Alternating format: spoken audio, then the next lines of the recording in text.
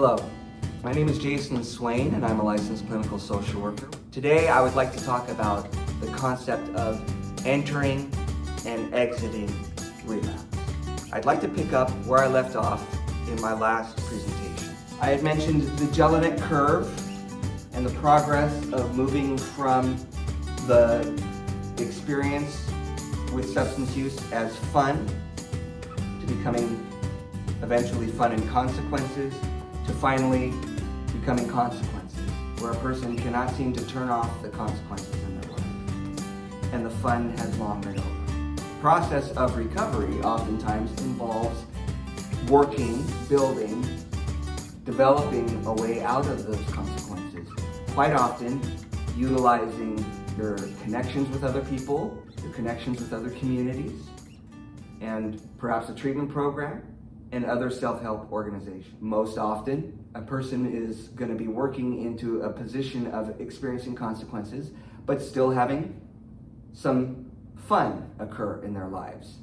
It's a very exciting experience. There can become a breath of fresh air. A person can get their second wind. And then as they move into more successful and sustained sobriety, they quite often experience a life that is very enjoyable for them. A life described in many recovery circles as happy, joyous, and free. As a person is moving, hopefully in this direction, it's not entirely simply a forward progression.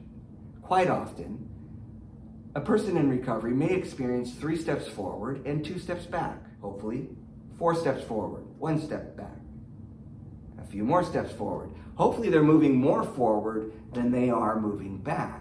However, quite often people find themselves in the position of moving back and moving back and moving back, and it's a struggle.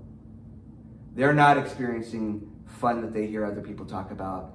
The consequences continue to weigh down on them, and those consequences start to move them back in the direction of substance use, where they almost have to tell themselves, this is not so bad, I'm gonna have fun, I'm gonna work this out, there's gonna be relief, and it's a very perilous journey backwards.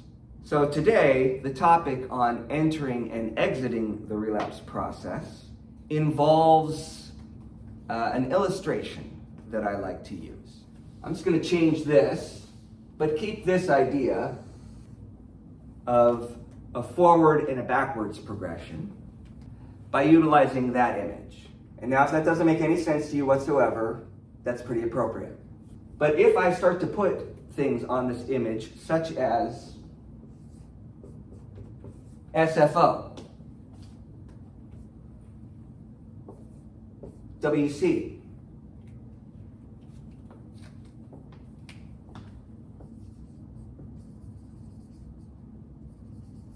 Richmond, Bay Point. Well, people in the Bay Area will, of course, start to recognize, oh, well, this is the BART system, Bay Area Rapid Transit System. So we got it here starting from San Francisco International. We got one line that goes all the way to Walnut Creek. We have one line going from Fremont, crossing over into Richmond. The idea is that this intersection can be very important for people. If somebody is hoping to get to the airport, they're going to definitely want to switch right about here so that they can head in a different direction. If a person is arriving to an airport and they're hoping to make it to Fremont, but they all of a sudden get confused here and start to go a different direction, they might find themselves at Richmond. The problem, of course, is when a person feels like they're headed in the right direction and they're not open to input that would tell them otherwise. Can you imagine if a person arrives in the airport, they have family waiting for them in Fremont, and as they make their way to that destination, they might look up at the sign, they might be wondering, am I really headed in the right direction? I guess this feels right.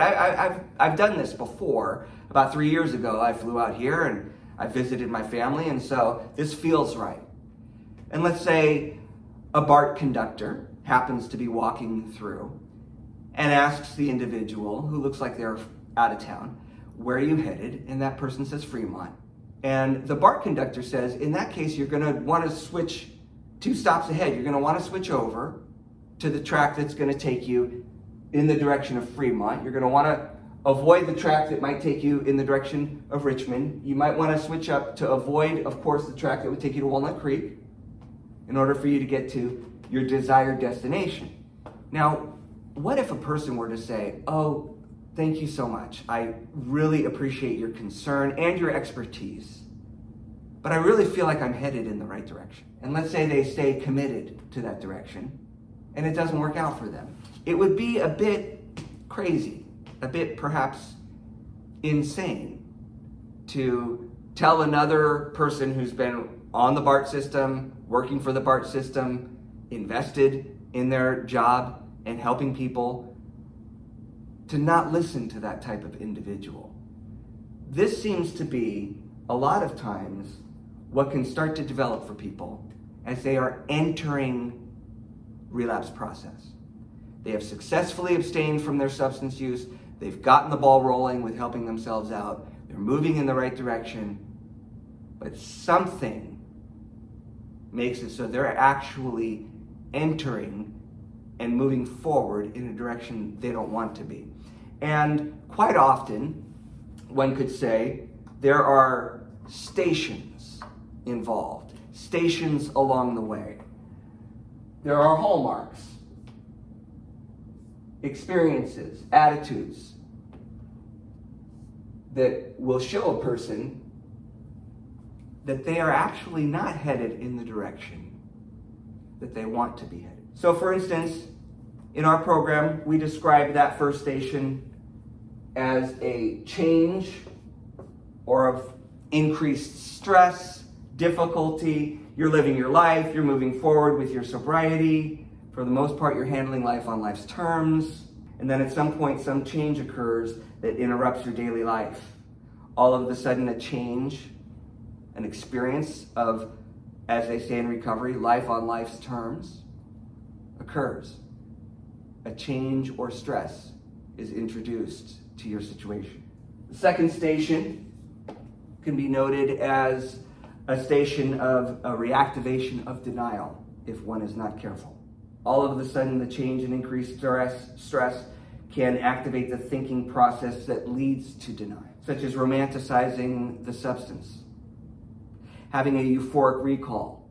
In Alcoholics Anonymous, this experience is referred to as experiencing the ism of alcoholism.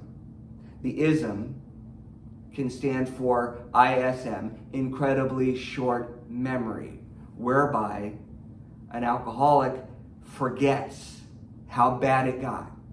They have a euphoric recall that seems to eclipse the severity of what brought them into treatment to begin with. Others are actually starting to notice this shift, perhaps before you are. They start to notice that you are feeling deprived without your substance use. You're starting to get restless, perhaps irritable and discontent, and it makes them nervous to see you like that. All of a sudden, you can find yourself moving in the direction of behavioral changes. So, Station C marks the point at which denial has taken hold and your behavior starts to change. And others start to notice those changes. Perhaps before you're even able to notice those changes. All of a sudden, still clean and sober, a person can move into Station D, where there is a social breakdown, a loss of structure, a loss of good judgment that was working and keeping you clean and sober. Due to these changes that come before, it becomes less important for you to attend recovery, activities, meetings, connections. You communicate with other recovering people and maintain your recovery routines, but that starts to decline and edge its way out of your routine. Some individuals may start to isolate. They might start to become complacent. even find themselves in high-risk situations that were not okay, but are suddenly okay to them. As they are around those situations and returning to a number of those feeling states and thinking states, they can experience station E, where there is an option reduction. Once an individual is disconnected from recovering activities and community, you're almost left in your head unsupervised or unchecked, or without other possibilities, solutions entering in. You might start to think you have two options, option A and option B, but other options are not presented to you, such as perhaps enduring a difficult time without using substances, having a different approach that might lessen the difficulty of your present reality. This element of stinking thinking, as it's referred to, might start to return. And at this point, you might actually feel like the options of insanity, relapse, even suicide start to present themselves as viable options, realistic options. And then, of course, the last station would be drinking and using. Returning to substance use appearing as the best option of all that you are experiencing, and then coming to discover, how did I get here? Now, see, quite often along the way, people have suggested you do things differently so that you can switch over and move in the direction that you want to move in. It's very difficult, though, when internally you feel as though you're doing everything right, the people around you are wrong, and you're doing quite well, thank you. Interestingly enough, I have seen the same thing occur for people that are doing extremely well. Addicts and alcoholics, chemically dependent individuals, doing extremely well, but very much in touch with their vulnerability to this condition. They're moving along, they're moving in the right direction, but it doesn't feel that way to them. Those individuals need to receive affirmations, validations, a sense that this is a normal process that you're struggling with, but you're doing extremely well. Sometimes if things are becoming more difficult and yet a person continues to make that forward progress, they're simply moving out of the consequences phase. And if they just hang in there, they will experience better things to come. So it is interesting that a person can feel as though they're headed in the wrong direction and need reassurance. No, you're on the right track. No, you switched up over, no, that's right, you switched up over here, that's good. You're gonna be where you want to be. Don't rely on your own senses to tell you otherwise. Conversely, it is crucial for a person in early recovery to not rely upon themselves to know if they're moving in the right direction or not, but to be open to input, to be open for feedback, to be guided, to be reassured in the right way that they are moving in the direction that they desire. So quite often, there is a flow to this system. A person can be moving into a problem, they can be moving out of a problem. We refer to this in our program as entering the relapse process and exiting the relapse process. Quite often, exiting the relapse process involves getting clear right about there, if not well before. There's just customary flare-ups, problems that are associated with these problem stations that a person needs to be aware of and they need to be dialed into. We refer to these as flare-up periods, and the term flare-up periods or flare-ups refers to the time periods when recovering chemically dependent individuals experience an increased amount of tension, anxiety, and or depression In the big book of Alcoholics Anonymous, it can be referred to as restless, irritable, and discontented. Restless, irritable, discontented, RID. And many people, they'll say at meetings, I have a bad case of the RIDS. I'm really struggling with the RIDS right now. I'm feeling restless, irritable, discontented, and that's why I'm here at this meeting, hoping it will improve things for me. It is important that the recovering person and those close to them are aware of how to recognize the onset of these flare-up periods, and then of course what to do when they occur. Flare-ups, interestingly enough, can actually occur almost on predictable intervals that are associated with one's accomplishments in sobriety. It's very interesting.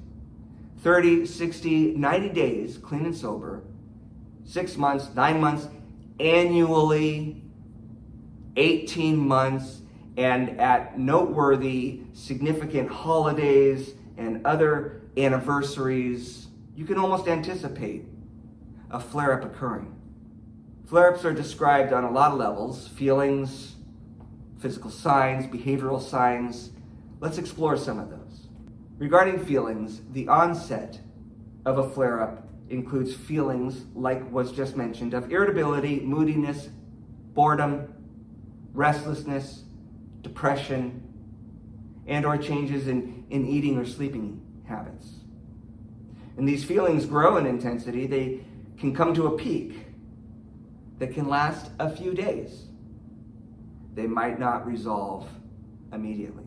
During these days, the recovering chemically dependent person may be extremely depressed and or irritable. They may feel that everything is hopeless, nothing's going right, that it takes too long to feel okay, or that they've made very little progress. They may display outbursts of anger for almost no reason. They may become somewhat discontent with ordinary living. Ordinary living may start to seem insignificant. Physical signs can start to show themselves, including aches and pains, even perspiration. Many individuals complain of ongoing sleep problems well past their initial days getting clean and sober. There, of course, can be behavioral signs that also start to present themselves. These changes may be so subtle that they would usually be unnoticed unless someone was actually watching for them. Uncharacteristic or out of proportion reactions. Uncharacteristic giddiness. Uncharacteristic pessimism. Negativity. There could be expressions of weariness, but also expressions of joy and exuberance. There can be restlessness and boredom, many other examples of behavioral changes. So what to do? The first step in dealing with flare-ups is to expect them, to anticipate them, to watch for their signs. Plan ahead about what you will do when the flare-up occurs. It seems like a much better approach to anticipate that a flare-up is going to happen versus being surprised if it were to actually occur. So be prepared. When you suspect that you're entering a flare-up period, seek help from someone. Counselor, a sponsor, a therapist, members of your faith community, other recovering people. Sometimes just calling someone to talk to them, going for a drive, working on a hobby, these things will reduce the tensions of the flare-up. In any case, it is really best to stay busy and occupied. Remember that many people care about you and they're ready to help. You almost have to remind yourself that you're not alone, that many people are invested in your success. You can also realize that this storm will pass. In recovery circles, the phrase is, "This too shall pass." This is not the permanent state of affairs. And I have to say, in working in this field for quite some time, many people feel like it is always going to be this way. It is always going to be this hard. I'm always going to have a difficult time getting to meetings and enjoying them and even wanting to be there. I'm always going to be struggling to find enough time in my day to do treatment and meetings and fill in the blank in order to stay clean and sober. The reality is that it is not always going to be that difficult. You are going to get better at it. You're going to get more familiar with it. You're going to grow more comfortable with it. And it is going to end up working for you and potentially be desired in your life. Many people in recovery talk about this change from being willing to do something to all of a sudden wanting to do it. Being willing to go to a meeting and then looking forward to it.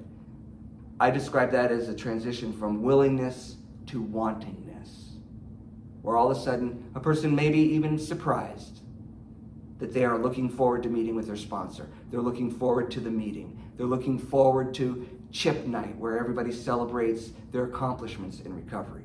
Most importantly, do not drink, do not use.